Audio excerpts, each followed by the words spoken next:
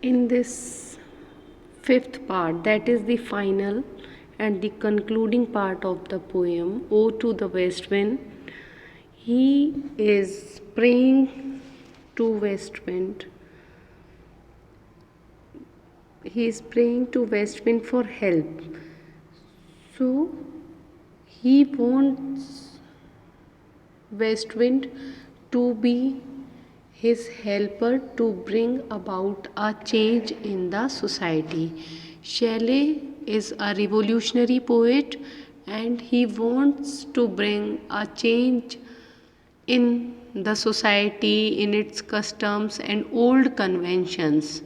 So, and he realized that he fails to do so because there are many problems of life and other things that plays as a hindrance in his path. So he is praying to West Wind to bring about a change with him.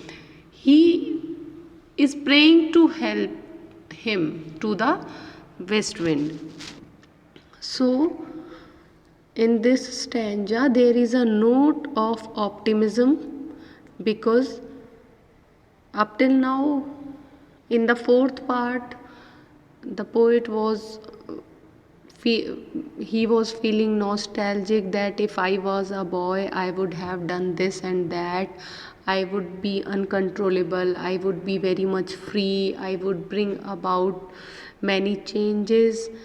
But he get over all these thoughts in the fifth part of the poem, and he again prays to the West Wind to be his spirit and to help him to bring about a change. And he gives a note of optimism, a note of hope in the last part of the poem, especially in the concluding lines of the poem, that is the trumpet of a prophecy, O wind, if winter comes can spring be far behind.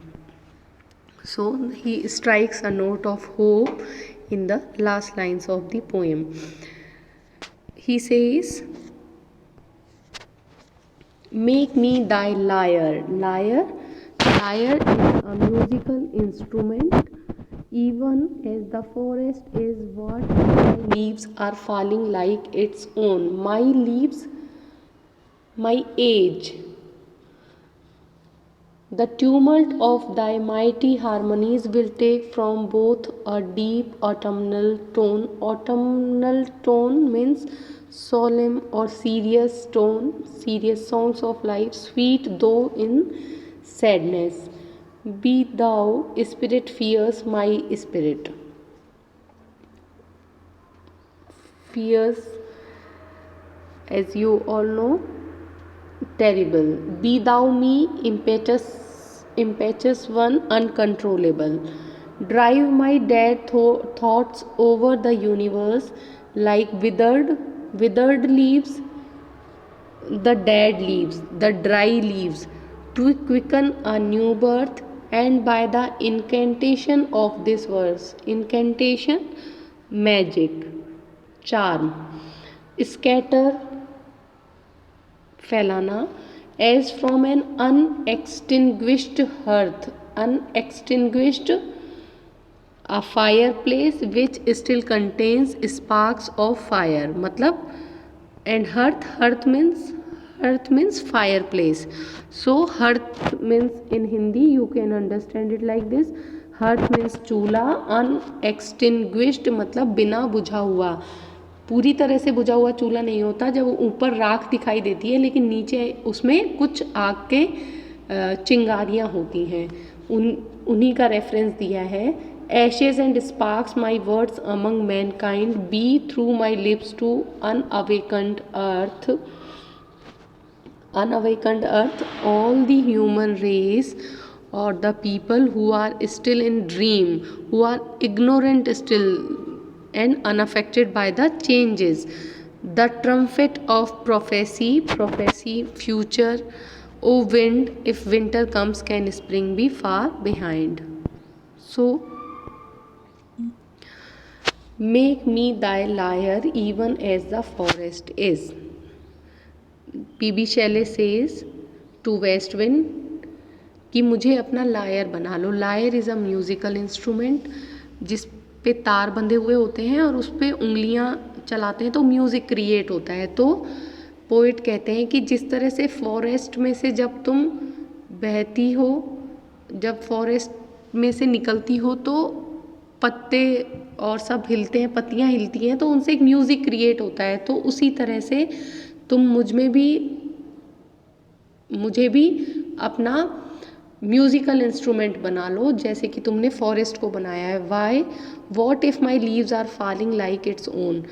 क्या हुआ कि अगर मैं भी धीरे धीरे बूढ़ा होता जा रहा हूँ, मेरी एज भी धीरे धीरे बढ़ रही है, जैसे कि लीव्स नीचे गिरती हैं पत्तों की, लेकिन फिर भी वेस्ट विंड जब जंगल से बहती है तो नीचे पड़ी हुई लीव्स या फिर पेड़ों पर जो लीव्स हैं उनसे एक म्यूज़िक क्रिएट होता है। तो he is saying that in every situation you create a music out of leaves, then why not me?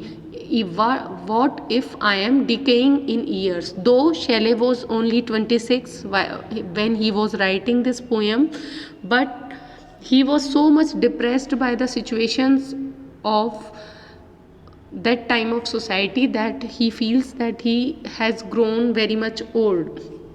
The tumult of thy mighty harmonies will take from both a deep autumnal tone, sweet though in sadness. So he says that कि जो tumult है, जो तुम्हारा movement है, west wind का जो movement है, वो दोनों में से ही एक म्यूज़िक को, the wild rush of the wind, tumult means the wild rush of the wind, जो तेज़ी से बहती हुई हवा है वो फ्रॉम बोथ मतलब बोथ दोनों से मतलब जंगल से और कवि से, दोनों से ही वो ऐसा म्यूज़िक डिराइव कर सकती है जो सीरियस हो सकता है और सैड होते हुए भी उसमें एक स्वीटनेस होगी उस म्यूज़िक में, बिकॉज द सॉन्ग में appear to be sad but there is a hidden meaning of sweetness of good future. Be thou spirit fierce my spirit. So he says that कि तुम्हारी जैसी फियर्स स्पिरिट मेरी हो जाए, तुम मुझ में आ जाओ west wind, be thou me impetuous one. So let my spirit be as free as yours, drive my dead thoughts over the universe like withered leaves to quicken a new birth. And he says with the use of simile that as you drives away the leaves, जैसे तुम सूखी पत्तियों को ले जाती हो, एक नया जीवन देती हो, उनमें छुपे हुए बीज जो नीचे रह जाते हैं धरती में नीचे, तुम उन्हें दबा देती हो, तो जैसे तुम उन पत्तियों को ले जाकर चारों तरफ, उन पत्तियों के साथ बीजों को ले जाकर चारों तरफ एक नए जीवन को छुपा देती हो, उसी तरह मेरे विचारों को भी इस पूरे यूनिवर्स में, इस पूरे संसार में फैला दो। And by the incantation of this verse scatter as from an unextinguished hearth ashes and sparks my words among mankind. और मेरे इस कवि, वर्स मतलब पोइट्री, मेरे इस पोइट्री के जो वर्ड मैजिक है, मेरे पोइट्री का जो ये शब्दों का जादू है, मेरे ये जो शब्द हैं, इन्हें तुम वैसे ही पूरे लोगों में, पूरे संसार के मध्य में फैला दो जैसे कि बिना आधे बुझे हुए चूल्हे में से जब तुम राख को उड़ाती हो तो उस राख के साथ साथ कुछ चिंगारियाँ और कुछ चिंगारियाँ और अंगारे भी साथ में जाते हैं, जिससे कभी कभार आग भी लग सकती है। तो इन द सेम वे, बिल्कुल उसी तरीके से मेरे विचारों को पूरे ब्रह्मांड में, पूरे संसार में फैला दो कि कोई तो मेरे विचारों से प्रभावित होगा। जैसे कि आधे बुझे हुए चूल्हे से बहुत ज़्यादा आग नहीं लग सकती, लेकिन कहीं कहीं कोई पतंगा अगर ऐसी जगह गिर जाता है तो वहाँ आग लग जाती है बहुत सारी, जहाँ जो चीज़ें आग आसानी से पकड़ सकती हैं। तो वो लोग जो मेरी बातों को समझेंगे, मेरी बात को समझ के ग्रहण करेंगे, शायद वो एक चेंज ला पाएंगे, इसलिए हर जगह इनको फैला दो। Be through my lips to awaken earth the trumpet of a prophecy. तो वो कहते हैं कि मेरे होठों के द्वारा, मतलब मेरे गीतों को तुम ले जाओ, चारों ओर फैला दो, और ये जो सोया हुआ संसार है, जो इसी स्थिति में वर्षों से पड़ा हुआ है, उसे एक नया जीवन देने के लिए एक ट्रम्पेट बजाओ, प्रोफेसी का एक उद्घोषणा करो। Trumpet is also a instrument like a horn. So he is saying कि भविष्य के लिए एक प्रोफेसी, एक भविष्यवाणी करो, उसके लिए ट्रम्पेट बजाओ ओ विंड। और अंत में कवि कहते हैं, O wind if winter comes can spring be far behind. अगर विंटर आता है तो क्या स्प्रिंग दूर है? It means here is a note of hope. वो एक आशावादी विचार सामने रख रहे हैं कि जैसे सर्दी के मौसम के बाद बर्फ़ पिघलती है और स्प्रिंग का सीज़न आता है और नए पौधे चारों ओर उग जाते हैं, उसी तरह से चाहे अभी बुरा समय चल रहा हो, लेकिन एक दिन लोगों के विचारों में परिवर्तन जरूर आएगा और एक नए समय का सूत्रपात जरूर से जरूर होगा। सो he says, make me thy lyre, even as the forest is. What if my leaves are falling like its own? Poet prays to the west wind, that the poet desires to be the lyre of the west wind. He says that you make the forest your own lyre, and I want to become your lyre. Please play music with me. What, it doesn't matter that I am decaying in my age. The tumult of thy mighty harmonies will take from both a deep autumnal tone, sweet though in a sadness. He says that he begs the wind to inspire him in his art of composing poems, and it matters a little that there is a autumn in his life.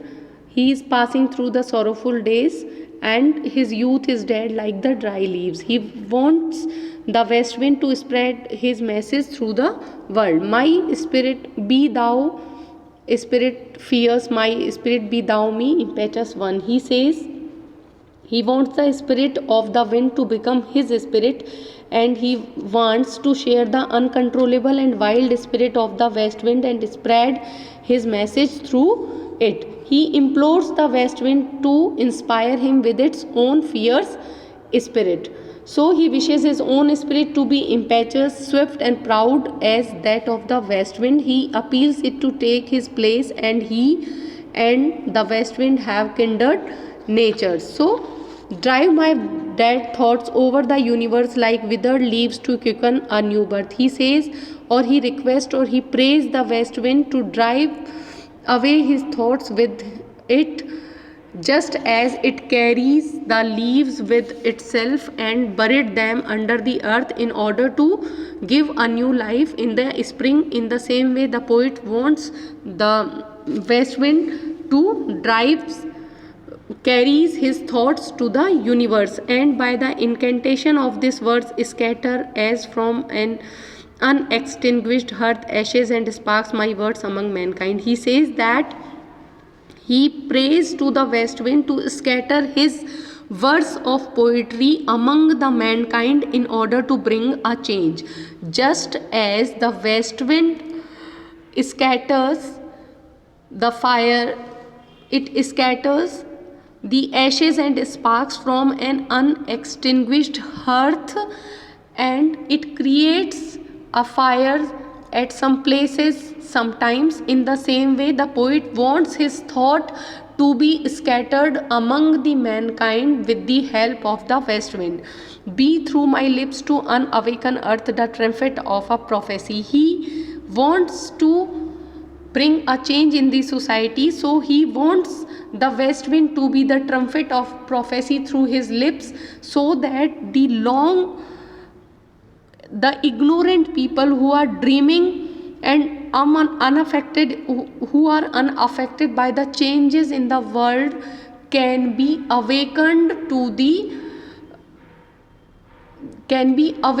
and they can be, so that they can understand the value of change in the society. O wind, if winter comes, can spring be far behind? And in the concluding line, in the concluding couplet, he says, O west wind, there is, the winter does not remain forever on the earth. If winter comes, if autumn is followed by winter, then winter is always followed by spring. So the hard times does not remain same forever. The change is the rule of life, and everything keeps on changing. If people are ignorant at this time, they can be awakened to the good thoughts only by the incantation of the verse of the poet, or with the help of the west wind. So he is very much optimistic in the last lines. He is very much hopeful that the change can be brought in the society with his words. He can bring a change in the society, in the world, by his ideas, by his revolutionary ideas. And his ideas are compared with the sparks and ashes. His mind is compared with the unextinguished hearth. His ideas are also compared with the withered leaves, because at this time the people are not listening him, but he wants the west wind to help him and to spread his ideas throughout the world among the people, so that they can help him, or they can be keen to bring a change in the society. So this is the end of the poem.